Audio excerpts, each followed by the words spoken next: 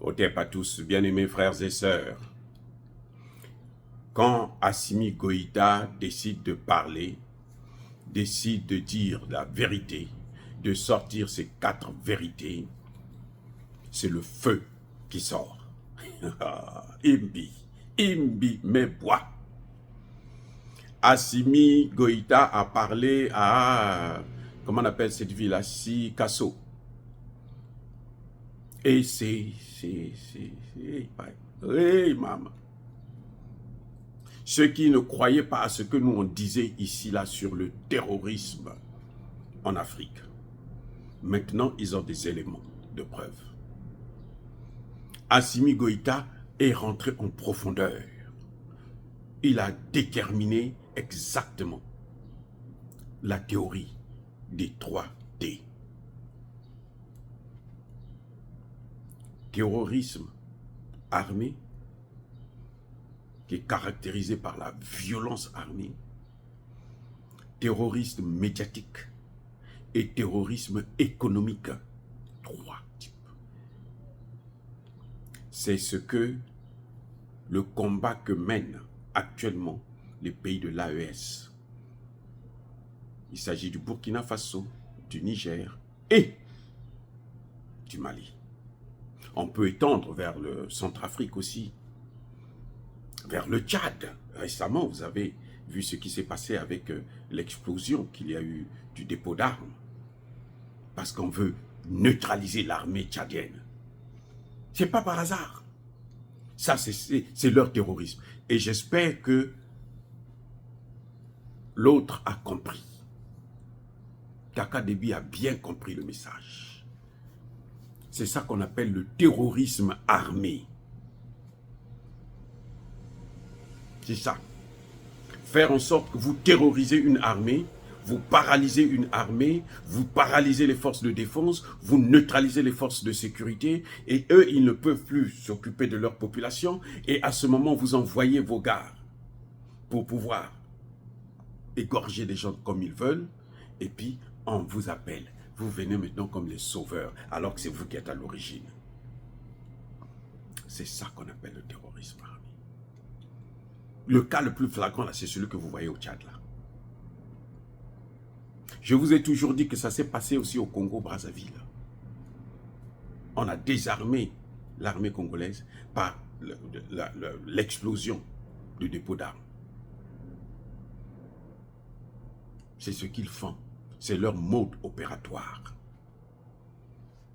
C'est ce que le président Assimi Goïta appelle le terrorisme armé. Il a été clair et explicite là-dessus. Ce sont eux qui arment les gens, ces terroristes-là. Ce sont eux qui sont en Algérie, qui sont en Mauritanie. Parce qu'actuellement, les terroristes viennent de là. Ce sont eux qui sont au Bénin. Ce sont eux qui sont en Côte d'Ivoire. Ce sont eux qui sont en train de se préparer maintenant du côté du Sénégal. Parce que Bassirou CEDEAO Faye a décidé de les faire venir à la frontière avec le Mali. Pas à la frontière avec la Mauritanie, hein, avec le Mali. La frontière où il y a le problème, c'est avec le Mali.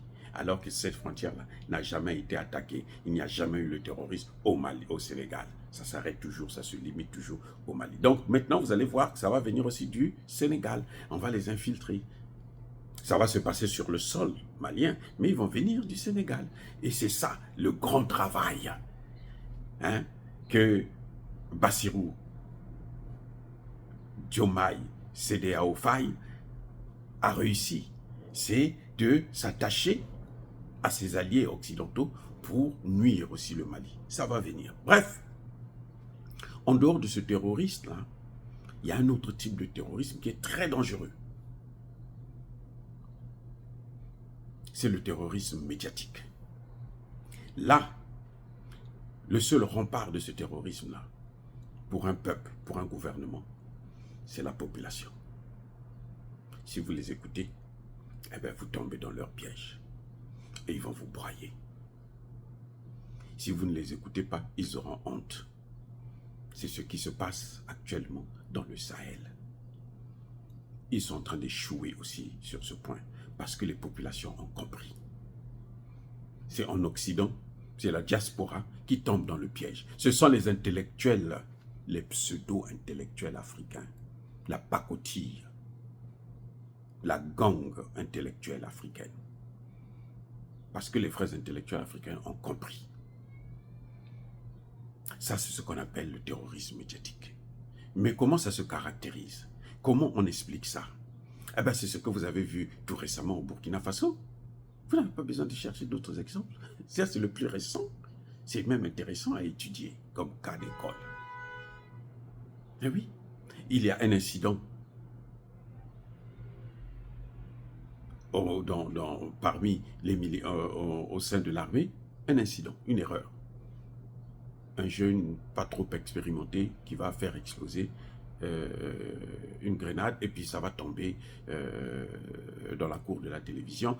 Alors les Occidentaux prennent de ça maintenant pour acquis. Pendant que il y a l'incident là, il y a le conseil de ministres qui est en train de se passer. Et le conseil de ministres a suivi son cours jusqu'à la fin.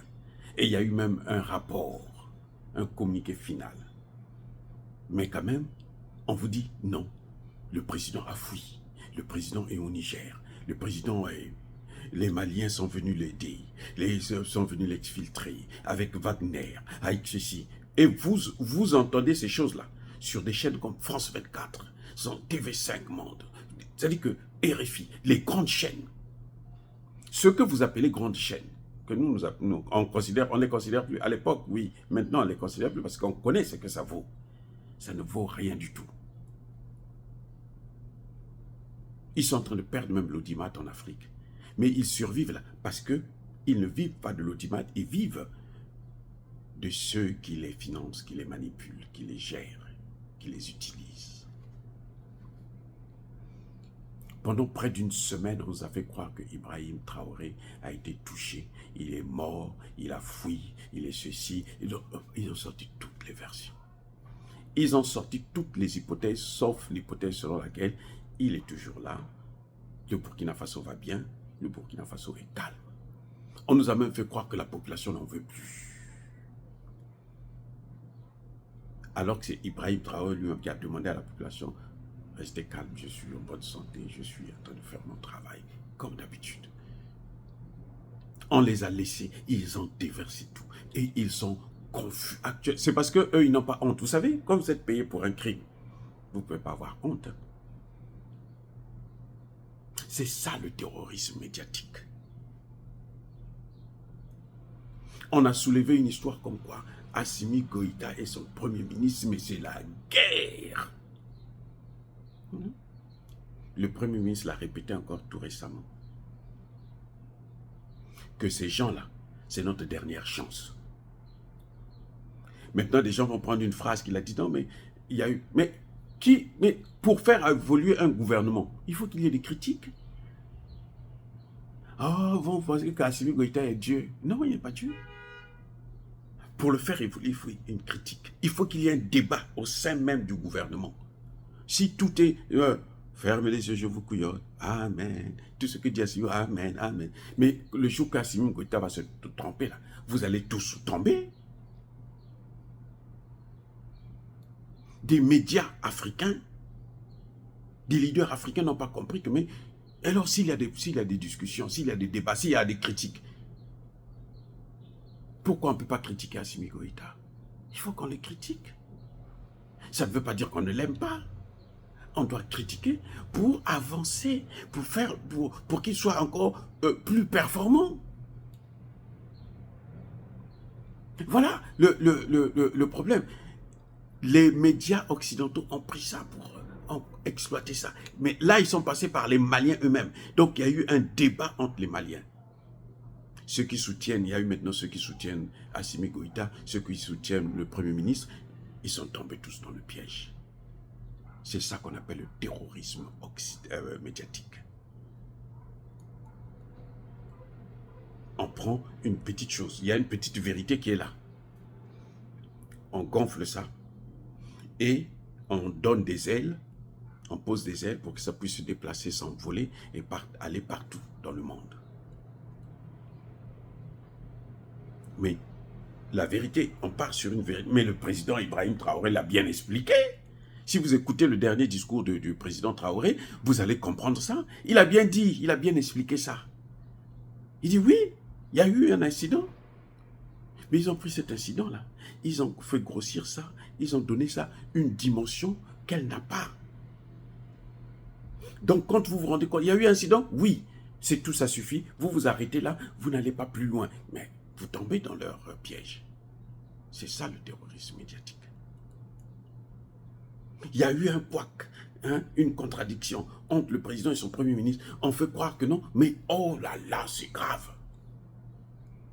Les gens vont sur leur chaîne pour venir dire non, Assimi Goïta est ceci, non, Choguel Kokala Maïga, il est responsable, ainsi de suite. Alors que, mais, même avec votre femme là, ceux qui ont des femmes, hein, ceux qui ont des femmes, là, les hommes là, qui sont mariés, ou les femmes qui sont mariées là, avec votre mari là, il y a des moments où il y a une contradiction. Mais ça ne veut pas dire que vous ne vous aimez pas, que vous devez vous séparer. Non. On se sépare quand ça devient maintenant, ça dit que, bon, vous ne pouvez plus vous supporter. Et oui, et ça, c'est des cas exceptionnels. Mais les discussions, mais tous les jours, il y en a. Tous les jours. Et les Occidentaux, quand il y a ça, ils font de ça maintenant, mais c'est pas la peine. Mais non, il y a un troisième élément que le président Assimi Goïta a sorti, c'est le terrorisme économique. Ah là, ça c'est... Oulala. Ça n'a pas commencé aujourd'hui, ça a commencé il y a longtemps.